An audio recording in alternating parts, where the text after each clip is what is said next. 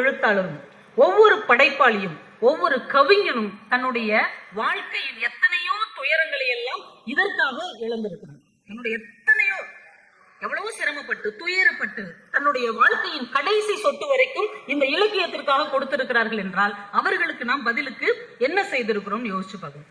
புதுமை பித்தன் அவர் மனைவிக்கு கடிதம் எழுதுகிறார். தமிழ் இலக்கியத்தின் முன்னோடி, சிறுகதையின் முன்னோடி புதுமை பித்தன். அவர் தன் மனைவிக்கு கடிதம் எழுதுகிறார். சாப்பிட்றதுக்கு வழியே கிடையாது, சோத்துக்கு வழி இல்லை அந்த குடும்பத்துல. அப்படி ஒரு வறுமையான சூழ்நிலை. இவர் மனைவிக்கு கடிதத்தில் எழுதுறார், கமலா, நீ வெற்றிலை பாக்கு போட பழகிக்கொள். நீ வெத்தலை பாக்கு போட பழகிக்கோ. நீ வெத்தலை பாக்கு போட்டுட்டேன்னா சுத்தி இருக்கிறவங்க நீ சாப்பிட்டதாக நம்பும். எவ்வளவு ஒரு கொடுமையான ஒரு சூழ்நிலை உள்வாங்கி கொண்டு வெத்தலை பாக்கு போட்டுக்கிட்டாலாவது நம்ம சாப்பிட்டுட்டோம் இந்த சமூகம் நம்பட்டும் என்று நம்ப வைத்து விட்டு தன்னுடைய துயரங்களை மறைத்து வைத்துக் கொண்டு இந்த சமூகத்துக்காக ஒருவன் ஏன் எழுத வேண்டும்? இப்ப புதுமை பித்தன் இல்ல, அவங்க மனைவியும் இல்ல, ஆனால் அவர் எழுதிய புத்தகங்கள் இருக்கிறது. ஏன் அவங்க இதெல்லாம் எழுதணும்? அவங்க ஒரு நல்ல வேலைக்கு போய் நல்லா சம்பாதிச்சு நல்லபடியா வாழ்ந்திருக்கலாம் இல்லையா?